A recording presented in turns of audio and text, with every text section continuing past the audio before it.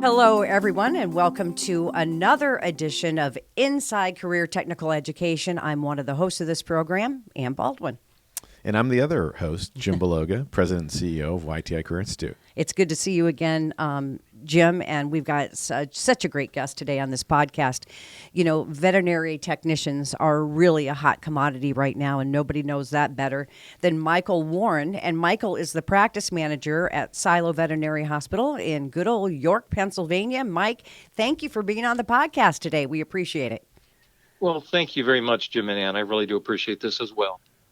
And so why don't we just get right into it? Yeah. So Mike, again, thanks for joining us. And I know our listeners would love to hear a little bit about your practice. And so if you can maybe share with the listeners what your practice entails and what you do. And you know, I think folks are always super excited to hear what local businesses are doing in the community. So the floor is yours. Great. Well, thank you very much. I've actually been with Shiloh for 11 years, but they've been around for 42 years. Dr. Tom Shaberly started the practice on April 15th of 1979. He just retired 2 weeks ago. So he was Wow. he's been here for a very long time. We have a lot of consistency, not a lot of turnover in our particular business, but we've had a lot of growth. We now have 13 doctors, 66 total staff between two locations. So we're quite busy with primarily cats, dogs. We also see pocket pets and reptiles. Pocket pets. Wow. Pocket pets. I never even thought about that. So, I know also, and I'm sure that your boss there is really, that's a well-earned and well-deserved retirement. But you've also had a long history with YTI Career Institute as well, right, Mike? Well, that's definitely correct. And in fact, I was looking at my calendar, just looking back to see when it began. And it looks like May of 2013 is the first reference I have on my calendars. I believe I paid you folks a visit and by invitation just to see what's happening there at YTI. And then I think it was October 2014 that we hosted our first student here. And I joined the board in May of 2015. I've been there ever since. So we've had a very close relationship with YTI. Yeah, and up in York, they've had the YTI Career Institute's had this vet tech program, and I've had the opportunity to visit it. Mm-hmm. And when you walk in, you think you are actually in a vet clinic, and it's very busy, and it looks just like the real deal. It really is amazing. It's a great program. No, absolutely. And again, I want to thank Mike for his service on our program advisory committee. And because, again, I mean, having folks like Mike, who's in the real world, helping us design and develop the educational methods and approaches that we use are really paramount, to our students' success. And, and again, I think for us, one of the things that we take great pride in is developing industry-modeled lab environments so that students who come to our school are able to work on the same equipment or very similar equipment to what they're going to work in the real world. So when they leave us, they can basically, there's no sort of loss, if you will, in terms of that transition. And, again, I do want to thank Mike for his service. And, this program's been around. We started this program back in February of 2012. And so the program's, coming up on 10 years. Yeah. And it's really been, in my view, a very, very successful program. And it's really done a nice job serving the greater Commonwealth of Pennsylvania in terms of supplying veterinary technicians to all the vets out there and the vet hospitals and clinics, et cetera. Right. Yeah. And part of the program, too, as you're well aware of, too, and again, if you're just tuning in, we're speaking with Mike Warren. He's the practice manager at the Shiloh Veterinary Hospital in York, Pennsylvania. And I know that the externship program is also a big part of the curriculum for vet technicians. And Mike, I think you've got some of those externs in your house right now, correct?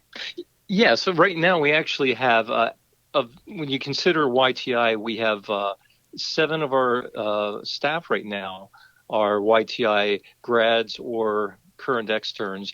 2 are students right now, and 1 is coming up on their externship. And again, 5 of the others have been through your program some many years ago, some more recently.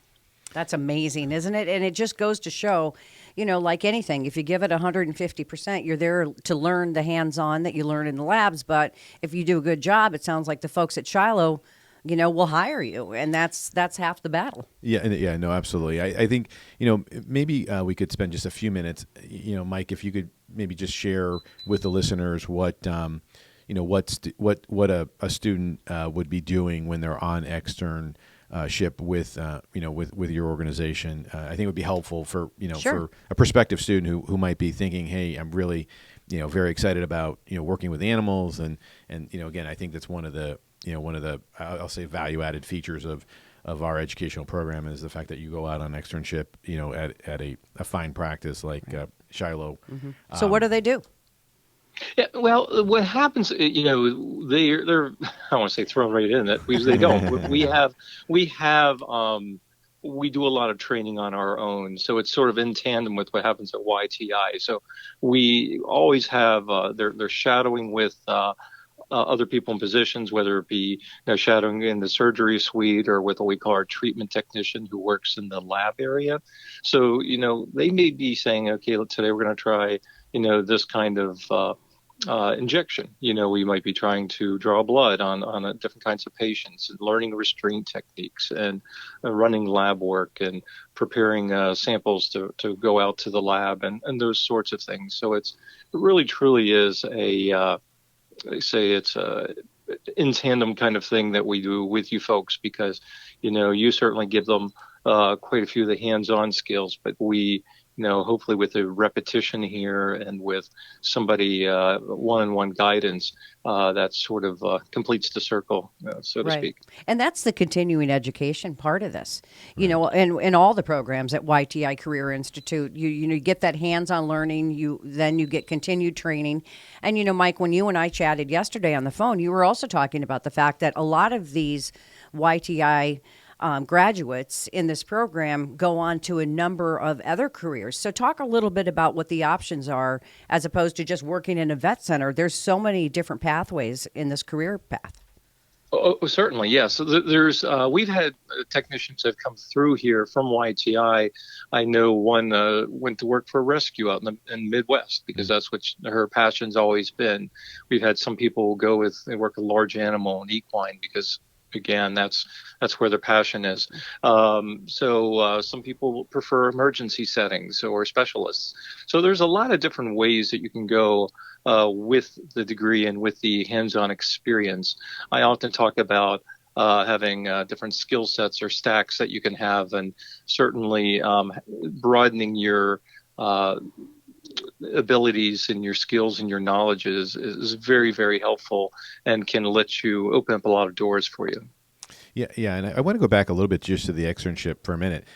What in your mind makes for a good externship student, Mike? What are the characteristics or qualities that that you would sort of put out there for students who are currently attending our program, or even students who are thinking about at some point, hey, I really have I'm very fond of dealing with animals and helping animals, but I would just be curious to see or hear from you what are some of the core expectations that you think are those keys to success in terms of being a veterinary technician?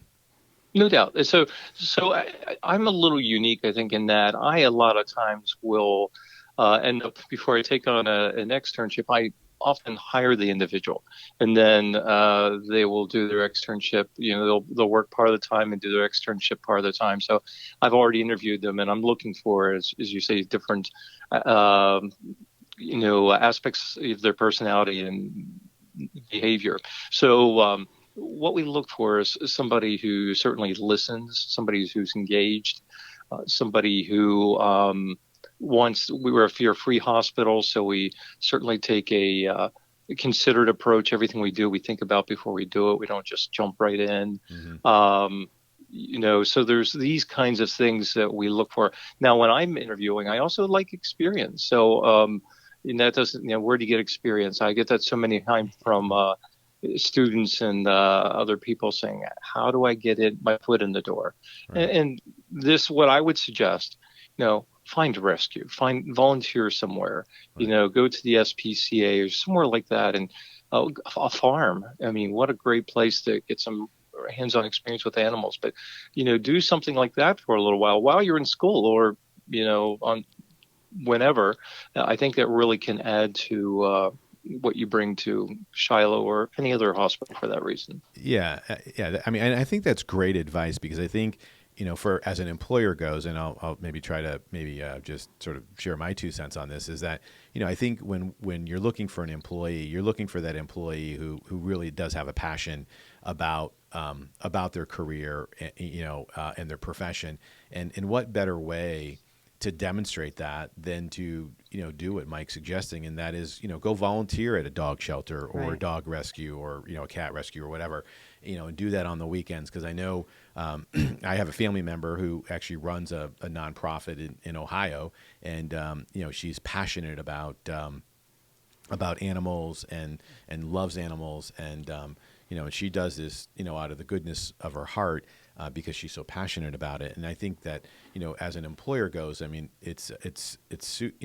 think it makes hiring decisions very easy when you see those kinds of folks Right. who bring those other intangibles to to the table, but also have that sort of core self-starting passion Right. about the Definitely. profession Yeah. and the career. And again, I think it makes it easier, I think, for us as employers to hire folks like that. And with this blended learning format now that you've got with a lot of the instruction online, what you spoke about, Mike, is really doable now because these students have more versatility. A lot of the asynchronous teaching, it's on demand, kind of, if you will. Get it done, but do it when you can do it. And then the in-person, the externships, and then, of course, the industry model labs, which, as Mike said, he's on the advisory board for YTI Career Institute. And it really is important that, over the years, I'm sure your input has changed. I mean, the labs have changed, technology has changed, everything is changing, and you got to keep up with that, which YTI Career Institute really does. So it really sounds like it's a great career path, and we would encourage people to, look into it. We want to make sure that we get you the website, which is yti.edu.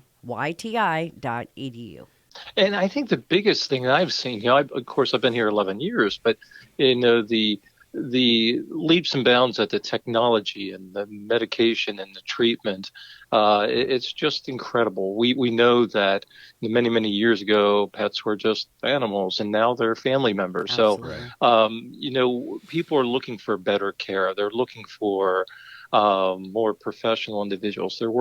Clients are looking to collaborate with us and use our staff and our doctors and our knowledge and experience and skills in order to help their pets. So it's really an industry that's growing quite a bit. Absolutely. Well, this was a great conversation. Mike Warren, thank you, I think, on behalf of Jim and I, for your support of YTI Career Institute. And again, I want to thank you so much, Mike Warren, with the Shiloh Veterinary Hospital in York, Pennsylvania. Thank you so much for your time. We know that you're very, very busy there at Shiloh, and we appreciate all of your fine words today. Thank you, Jim and Ann. Have a great day. You too. Thank you, Mike. And thanks to all of you for tuning into this edition of Inside Career Technical Education.